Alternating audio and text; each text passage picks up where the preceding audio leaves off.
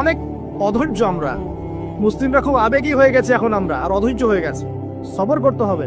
আমাদের নবীজি 23 বছর লেগেছে। কত বছর? 23 বছরে আল্লাহর নবীকে মানুষ হত্যার চেষ্টা করেছে 16 বার, গালি দিয়েছে 15টা। যে মানুষটাকে সবাই বলতো আল আমিন আর সাদিক, সেই মানুষকে মানুষ বলা শুরু করেছে কাযযাব, সাহির, জাদুকর, এই মিথ্যাবাদী, ঐক্য বিনষ্টকারী ইত্যাদি। তাকে দেশ থেকে বের করে দিয়েছে, তায়েববাসী রক্তাক্ত করেছে, কত নির্যাতন করেছে। উটের নাড়ি ভুড়ি চাপিয়ে দিয়েছে সেজদারত অবস্থায়, গলায় চাদর দিয়ে ফাঁস দিয়েছে আমাদের নবীকে। উহুদের মাঠে আঘাত করেছে মাথার মধ্যে। কই নবী সাল্লাল্লাহু আলাইহি ওয়াসাল্লাম তো অধৈর্য হন নাই, ছেড়ে দেন নাই, ময়দান ত্যাগ করেন নাই। আমরা তো অল্পতেই কেন অধৈর্য হয়ে যাই?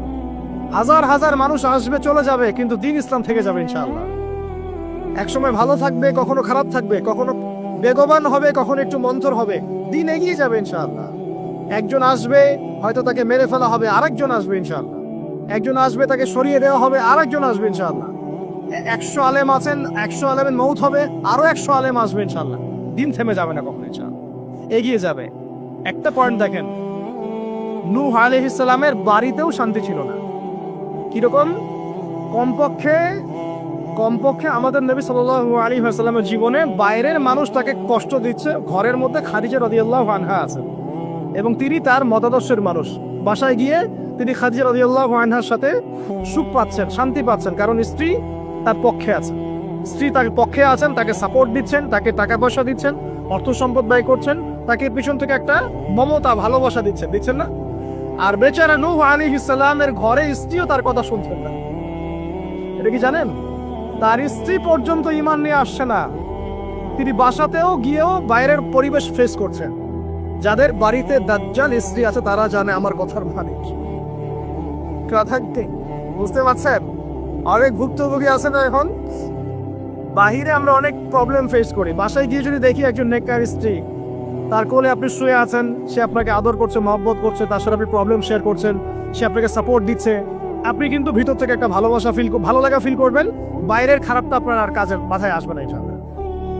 আর যদি দেখেন যে বাইরেও আপনি অনেক স্ট্রাগল করছেন, বাসায় গিয়ে যখন ঢুকলেন, ব্যাস ওখানে আর এক জাহান্নাম শুরু হয়ে গেল, আজাব, তখন কিন্তু আপনার আর মাথা কাজ করবে না। তো এই অবস্থা যাদের আছে, আল্লাহ তাদের অবস্থা উন্নতি করুন, সমস্যা দূর করুন, দোয়া করি। যাদের এই হতভাগা যারা আছেন তারা জানেন যে এরকম সমস্যা হলে কিরকম কষ্ট হয়। তো নূহ আলাইহিস সালামের কিন্তু ঘরে এই সমস্যা ছিল। আমরা তো কয়দিন আগে দেখলাম না, বাংলাদেশের একজন মানুষ তার স্ত্রীকে নিয়ে একটা অভিযোগ করলেন। এখন আমি অনেকদিন আগেই বলেছি, শেষ জামানায় কিন্তু ফ্যামিনিস্ট রেভলিউশন বাড়বে। কি বাড়বে? ফ্যামিনিস্ট রেভলিউশন মানে নারীকে আপনি আর ঘরে রাখতে পারবেন না, ও বাঁধন ছিন্ন করে বেরিয়ে চলে যাবে। ও সম অধিকার, নারী অধিকার, বিভিন্ন স্লোগান দিয়ে কোনো ক্ষেত্রে দেখবেন পুরুষের উপরে এসে টেক্কা দেওয়ার চেষ্টা করবে। কোনো ক্ষেত্রে নারী নির্যাতনের জায়গায় পুরুষ নির্যাতন করা শুরু হবে, দেখবে। তো এগুলো তো দিন দিন বাড়ছে, ডিভোর্স বাড়ছে। ম্যাক্সিমাম ফ্যামিলিগুলো এখন অলমোস্ট, অনেক ফ্যামিলি, ম্যাক্সিমাম তো বলতে পারবো না, অনেক ফ্যামিলির মধ্যেই এই সমস্যাগুলো দেখা যাচ্ছে। এখানে স্ত্রীর ভূমিকাও যেমন থাকতে হবে, স্বামীর ভূমিকাও থাকতে হবে। আমরা স্ত্রীদের প্রতি কোমল হব, এটাও ঠিক আছে। একই সাথে স্ত্রীকেও রিকোয়েস্ট করতে হবে যে আপনাকে আপনার স্বামীর সম্মান বুঝতে হবে। একটা সংসার টিকে থাকে শুধু ভালোবাসার ভিত্তিতে না, একটা সংসার টিকে থাকে বিশ্বাসের ভিত্তিতে। কিসের ভিত্তিতে? সংসারে বিশ্বাস থাকতে হবে, আমানতদারিতে থাকতে হবে, পরস্পর সম্মানবোধ থাকবে, শ্রদ্ধাবোধ থাকবে, একে অপরের প্রবলেম শেয়ার করতে হবে। এটা জরুরি না যে আপনাকে বুঝতে হবে আপনার স্বামীর সমস্যা, আপনি তার সমস্যা বুঝবেন না, এরকম স্বার্থপর চিন্তা করলে তো হবে না। সবসময় আপনাকেও তাকে বুঝতে হবে, সেও আপনাকে বুঝবে। তাহলে চিন্তা করবেন যে আমাকে সে কেন বোঝে না, তার ওদের সমস্যা। আপনাকেও তো তাকে বুঝতে হবে। উভয়কে উভয়ের জায়গায় ছাড় দেওয়ার মানসিকতা না রাখলে সংসারগুলো টিকবে না। এখন সংসারগুলো ভেঙে যাচ্ছে। প্রিয় ভাইরা, একটা পয়েন্ট থেকে এখানে চলে আসছি যে নূহ আলাইহিস সালামের সংসারে কিন্তু এই সমস্যাটা ছিল। তার স্ত্রী কিন্তু ঈমান নিয়ে আসে নাই, এবং সূরা তাহরিমের মধ্যে আল্লাহ পাক বলেছেন যে জাহান্নামীদের সাথে নূহ আলাইহিস সালামের স্ত্রী এবং লূত আলাইহিস সালামের স্ত্রীও জাহান্নামে যাবে না। পক্ষান্তরে ফেরাউনের ঘরে ছিল আসিয়া, মনে আছে? এরকম ফেরাউনের মতো স্বামী যে ঘরে আছে, সে ঘরেও কিন্তু নারী জান্নাতি হতে পারে, যার দৃষ্টান্ত হচ্ছে আসিয়া। অতএব স্বামী খারাপ হলে আপনাকে খারাপ হয়ে যেতে হবে এটাও না। ফেরাউনের ঘরে থেকেও আসিয়া আলাইহিস সালাম, আল্লাহ তাকে শান্তিতে রাখুন, জান্নাতে আল্লাহ পাক তাকে ঘর সৃষ্টি করে দিয়েছে, নির্মাণ করে দিয়েছে। নবী সাল্লাল্লাহু আলাইহি ওয়াসাল্লাম তার ঘরের ঘ্রাণ পেয়েছিলেন মেরাজের রাতে, মনে আছে? তো পরিবেশ পরিস্থিতি যেমনই হোক না কেন, পরিবারে ইসলাম ধরে রাখতে হবে। আল্লাহ পাক সবাইকে তৌফিক এনায়েত করুন, বলি আমিন। আর এই নবীর সবরটা দেখেন, নূহ আলাইহিস সালামের সবর দেখেন, লূত আলাইহিস সালামের সবর দেখেন, ঈসা ইবনে মারইয়ামের সবর দেখেন, মূসা আলাইহিস সালামের সবর দেখেন, আমাদের নবীর সবর দেখেন, তার সাহাবীদের সবর দেখেন। এই প্রত্যেক যুগে যুগে এই সিলসিলা চলে আসছে। হকের দাওয়াত যারাই দিয়েছে তাদেরকে সবর করতে হয়েছে। আল্লাহ পাক আমাদের সবাইকে হকের দাওয়াত দেওয়ার সাথে সাথে ধৈর্য ধরার তৌফিক দান করুন। একদিনে দিন প্রতিষ্ঠা হবে না, লেগে থাকতে হবে ধীরে ধীরে ইনশাআল্লাহ তাআলা, আস্তে আস্তে আস্তে আস্তে এই দিন আল্লাহর জমিনের প্রত্যেক কাঁচা এবং পাকা বাড়িতে পৌঁছে যাবে ইনশাআল্লাহ তাআলা। আল্লাহ পাক আমাদের সবাইকে দিনের সেই বিজয়ের দিন দেখে যাওয়ার তৌফিক এনায়েত করুন, সকলে বলে আমিন।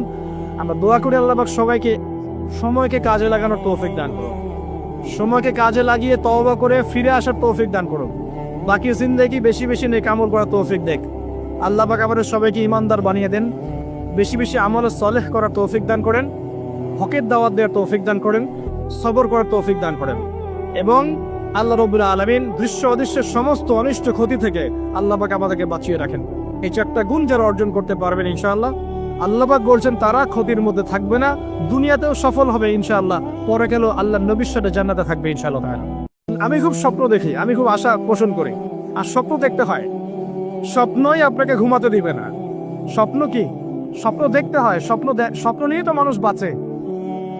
একটা উন্নত জাতি গঠনের এবং সব দিক থেকে সমৃদ্ধ একটা দেশ গঠনের স্বপ্ন আমরা সবাই দেখব, কেন দেখব না?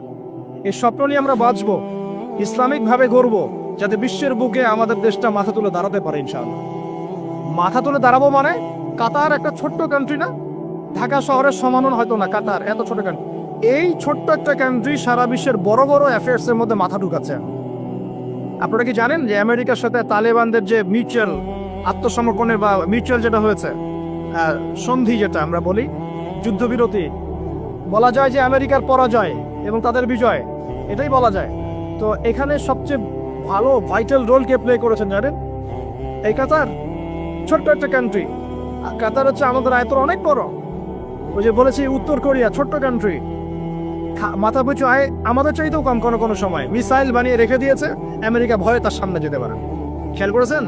আয়তন কিছুই না, যদি আমরা ঐক্যবদ্ধ হতে পারি, শিক্ষিত হতে পারি, প্রযুক্তির জ্ঞান অর্জন করতে পারি, আমাদের মধ্যে ঐক্য থাকে, আপোষে আমরা মিল মহব্বতের সাথে ন্যায়ের সাথে যদি আমরা সমাজ পরিচালনা করতে পারি, বাংলাদেশও বিশ্বকে নেতৃত্ব দেবে ইনশাআল্লাহ। কেন আমরা সবসময় নকচানু হয়ে থাকবো? কি জন্য আমরা ঋণ চাবো? কেন আমরা ঋণ দিব? উল্টা ওদেরকে আমরা ঋণ দিব ওদেরকে পুরো। আমরা কি দেই নাই মনে করছেন নাকি? একটা সময় ছিল যখন আমরাই সবাইকে লোন দিয়েছি, জানেন? একটা সময় ছিল যখন এই মুসলিমদের লোনের উপরে পশ্চিমারা টিকে থাকতো। আমরা ওদেরকে জ্ঞান দিয়েছি, মেডিকেল সায়েন্স দিয়েছি, প্রযুক্তির সবকিছু দিয়েছি। ওই মঙ্গোলিয়ানরা যখন আক্রমণ করেছিল বাগদাদ হালাকু খায়ের সময়, তখন আমাদের একটা অধঃপতন ঘটেছে, অনেক জ্ঞান, অনেক সম্পদ নষ্ট হয়ে গেছে। তারপর যখন ক্রুসেড শুরু হলো, ক্রুসেড ব্যাক টু ব্যাক 3-4টা ক্রুসেড হয়েছে, এই ক্রুসেডগুলোতে মুসলিমদের কিছুটা অধঃপতন হয়েছে। এরপর যখন অটোম্যানরা রাশিয়ার পক্ষ নিয়েছে, আর প্রথম বিশ্বযুদ্ধে যখন ব্রিটেন জয়লাভ করে, তখন মুসলিমদের অধঃপতন শুরু হয়েছে। এর আগ পর্যন্ত মুসলিমরা সারা বিশ্বকে শাসন করেছে। আমাদের ইতিহাস ভুলে গেলে চলবে না। স্বপ্ন দেখেন, ইতিহাস পড়েন, আল্লাহ পাক সময় মূল্যায়ন করতে বলেছেন। প্রিয় ভাইরা, ইতিহাস পড়েন, কোরআনের হিস্ট্রি পড়েন, বিশ্বের হিস্ট্রি পড়েন, নিজের সময়কে মূল্যায়ন করেন। আজকেই তওবা করেন, ফিরে আসেন এবং দিনের জন্য কাজ করার প্রত্যয় ব্যক্ত করেন। আল্লাহ পাক তৌফিক দান করুন। এই সময়ের কসম করে আল্লাহ বলছেন সবাই ক্ষতির মধ্যে আছে। সবাই বলতে কারা? সবাই বলতে সেই সব মানুষ বাদ দিয়ে যারা 4টা গুণ অর্জন করবে। কয়টা গুণ ভাই? মাত্র 4টা গুণ। কয়টা গুণ? এই 4টা গুণ একসাথে অর্জন করতে পারবো ইনশাআল্লাহ? ওয়াদা করছি পারবো ইনশাআল্লাহ, চেষ্টা করবো তো ইনশাআল্লাহ। শুনে নেন, সংক্ষিপ্ত করে বলছি। 1, আমাদের সবাইকে মুমিন হতে হবে। ইল্লাল্লাযীনা আমানু, যারা ঈমানদার। ঈমানদার কারা? উত্তর হাদিসে জিবরিলের মধ্যে আছে, নবী সাল্লাল্লাহু আলাইহি ওয়াসাল্লামকে জিবরাইল আলাইহিস সালাম জিজ্ঞাসা করছেন, আখবিরনি আনিল ঈমান, হে নবী আমাকে ঈমান সম্পর্কে বলুন। এই জায়গায় একটু ভালো করে বোঝেন, এখানে বর্তমান যে শিক্ষা ব্যবস্থা নিয়ে যে কথাটা উঠেছে, এর একটা গোড়ার সমস্যা চলে আসবে। একটু ভালো করে বোঝেন এই জায়গাটা।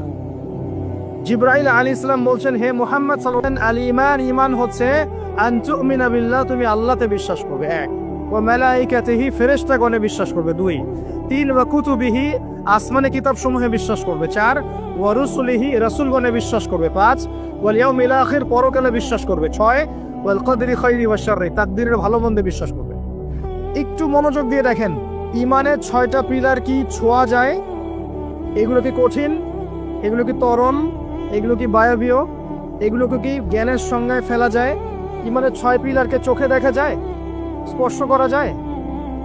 ঈমানের 6 পিলার, এই 6টা পিলার, এই 6টা পিলারকে কি ল্যাবরেটরিতে ল্যাবে বসে প্রমাণ করা যাবে? এই 6টা পিলারকে কি যুক্তি, বিজ্ঞান, দর্শনের মানদণ্ডে বিচার করা যাবে? যাবে না।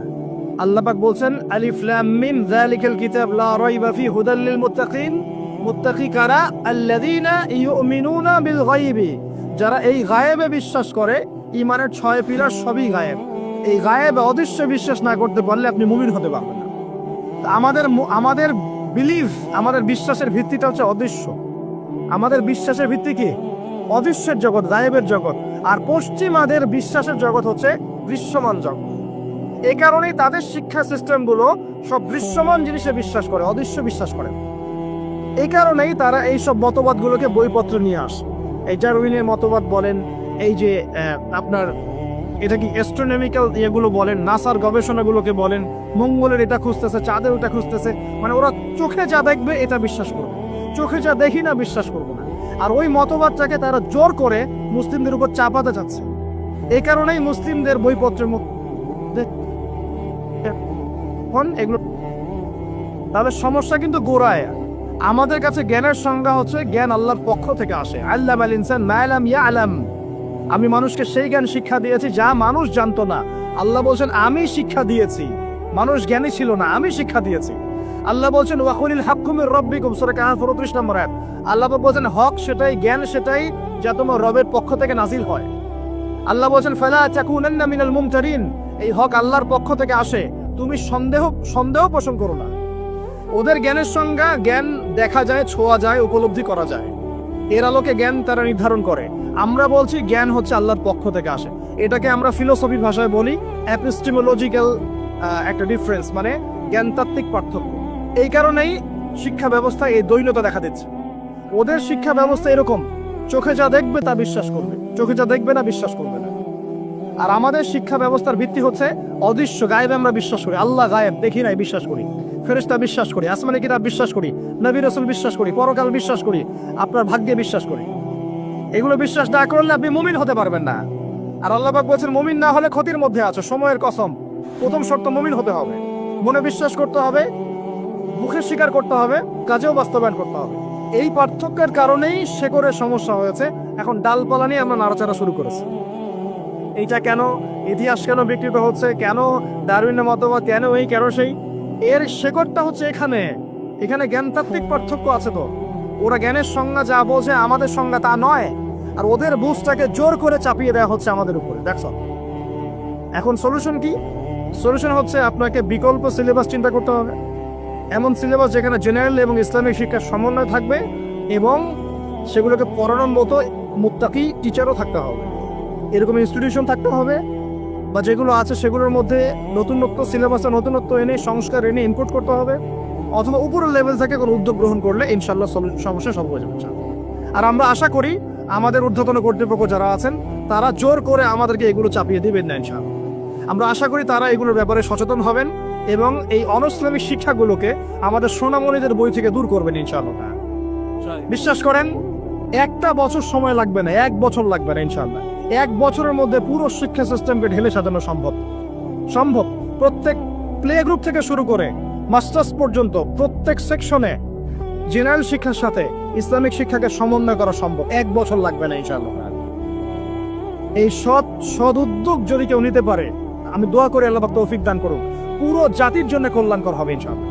আমার ছেলে ডক্টর হবে, হাফেজে কোরআনও হবে ইনশাআল্লাহ, কি সমস্যা হতে পারবে না?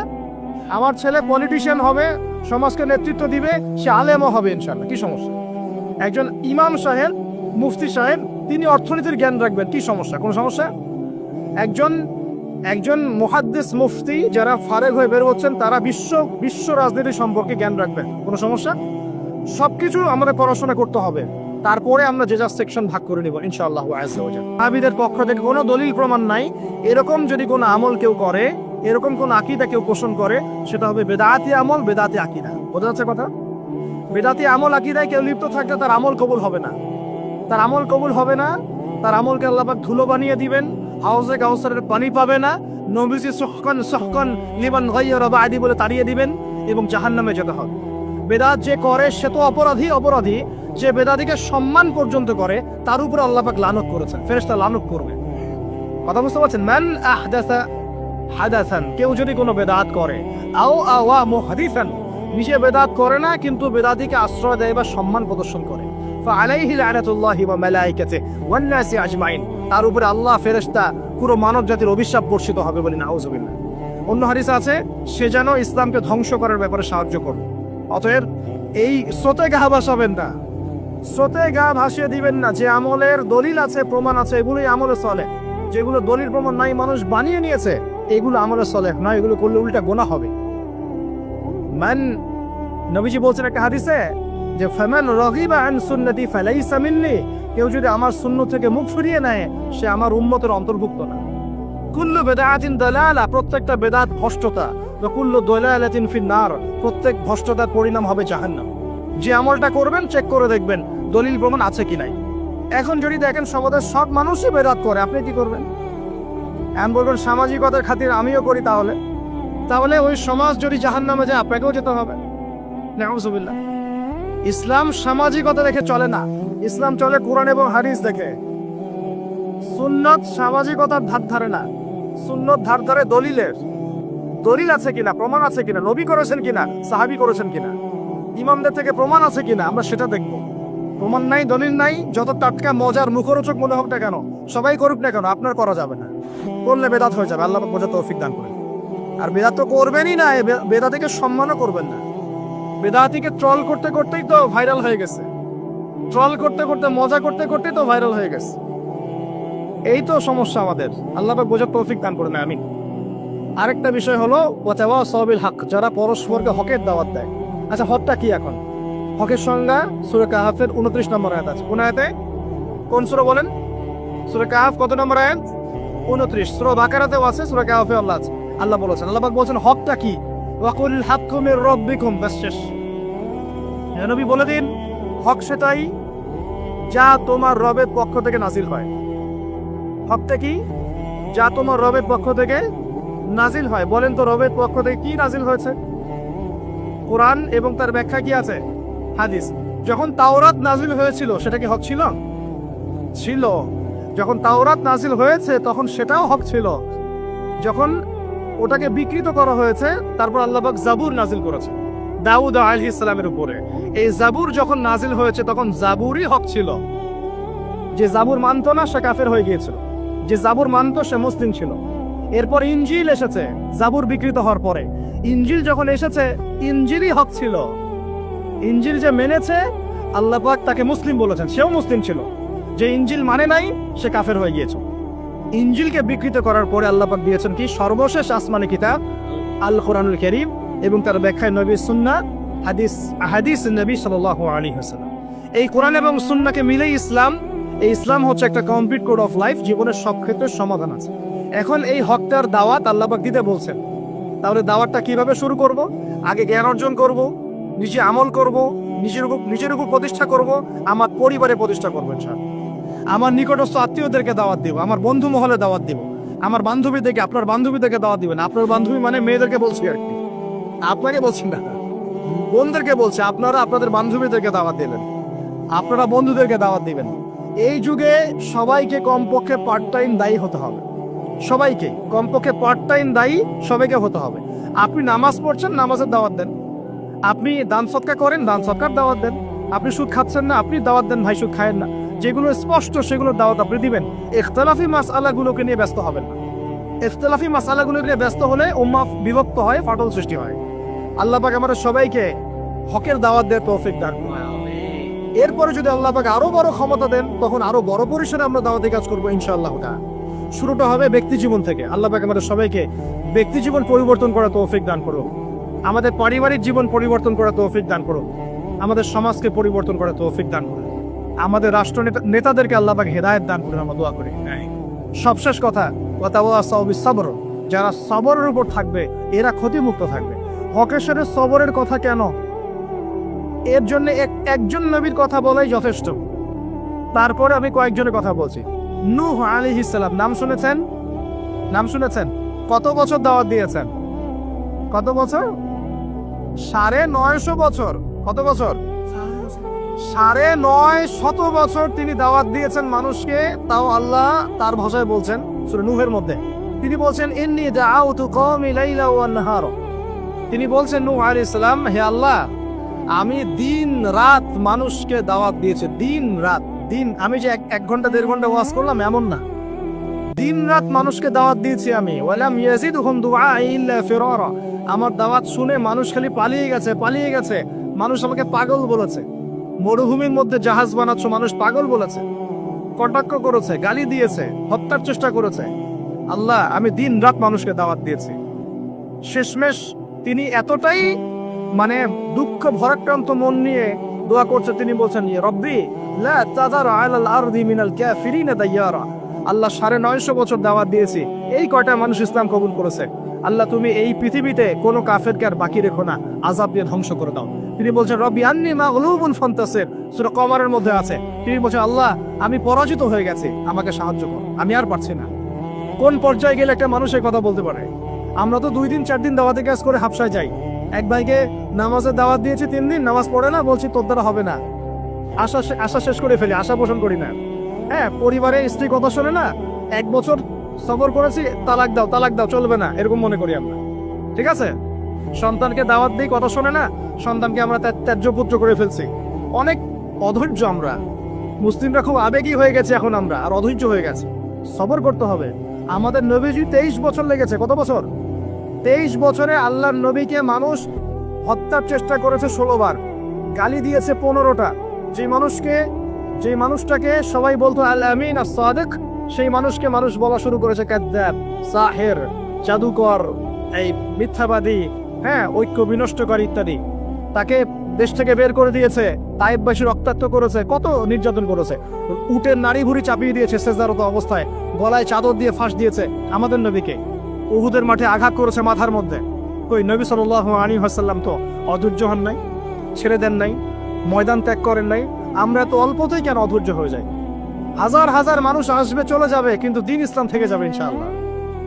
একসময় ভালো থাকবে, কখনো খারাপ থাকবে, কখনো বেগবান হবে, কখনো একটু মন্থর হবে, দিন এগিয়ে যাবে ইনশাআল্লাহ। একজন আসবে, হয়তো তাকে মেরে ফেলা হবে, আরেকজন আসবে ইনশাআল্লাহ। একজন আসবে, তাকে সরিয়ে দেওয়া হবে, আরেকজন আসবে ইনশাআল্লাহ। 100 আলেম আছেন, 100 আলেমের মৌত হবে, আরো 100 আলেম আসবে ইনশাআল্লাহ। দিন থেমে যাবে না কখনো ইনশাআল্লাহ, এগিয়ে যাবে। একটা পয়েন্ট দেখেন, নূহ আলাইহিস সালামের বাড়িতেও শান্তি ছিল না। কিরকম? কমপক্ষে আমাদের নবী সাল্লাল্লাহু আলাইহি ওয়াসাল্লামের জীবনে বাইরের মানুষ তাকে কষ্ট দিচ্ছে, ঘরের মধ্যে খাদিজা রাদিয়াল্লাহু আনহা আছেন এবং তিনি তার মতাদর্শের মানুষ। বাসায় গিয়ে তিনি খাদিজা রাদিয়াল্লাহু আনহার সাথে সুখ পাচ্ছেন, শান্তি পাচ্ছেন, কারণ স্ত্রী তার পক্ষে আছেন। স্ত্রী তার পক্ষে আছেন, তাকে সাপোর্ট দিচ্ছেন, তাকে টাকা পয়সা দিচ্ছেন, অর্থ সম্পদ ব্যয় করছেন, তাকে পিছন থেকে একটা মমতা, ভালোবাসা দিচ্ছেন না? আর বেচারা নূহ আলাইহিস সালামের ঘরে স্ত্রীও তার কথা শুনছেন না। এটা কি জানেন? তার স্ত্রী পর্যন্ত ঈমান নিয়ে আসছে না। তিনি বাসাতেও গিয়েও বাইরের পরিবেশ ফেস করছেন। যাদের বাড়িতে দাজ্জাল স্ত্রী আছে তারা জানে আমার কথার মানে কি। কথা কি বুঝতে পারছেন? অনেক ভুক্তভোগী আছে না এখন। বাহিরে আমরা অনেক প্রবলেম ফেস করি, বাসায় গিয়ে যদি দেখি একজন নেককার স্ত্রী, তার কোলে আপনি শুয়ে আছেন, সে আপনাকে আদর করছে, মহব্বত করছে, তার সাথে আপনি প্রবলেম শেয়ার করছেন, সে আপনাকে সাপোর্ট দিচ্ছে, আপনি কিন্তু ভিতর থেকে একটা ভালো লাগা ফিল করবেন। বাইরের খারাপটা আপনার আর কাজের মাথায় আসবে না ইনশাআল্লাহ। আর যদি দেখেন যে বাইরেও আপনি অনেক স্ট্রাগল করছেন, বাসায় গিয়ে যখন ঢুকলেন, ব্যাস ওখানে আর এক জাহান্নাম শুরু হয়ে গেল, আযাব, তখন কিন্তু আপনার আর মাথা কাজ করবে না। তো এই অবস্থা যাদের আছে, আল্লাহ তাদের অবস্থা উন্নতি করুন, সমস্যা দূর করুন, দোয়া করি। যাদের এই হতভাগা যারা আছেন তারা জানেন যে এরকম সমস্যা হলে কিরকম কষ্ট হয়।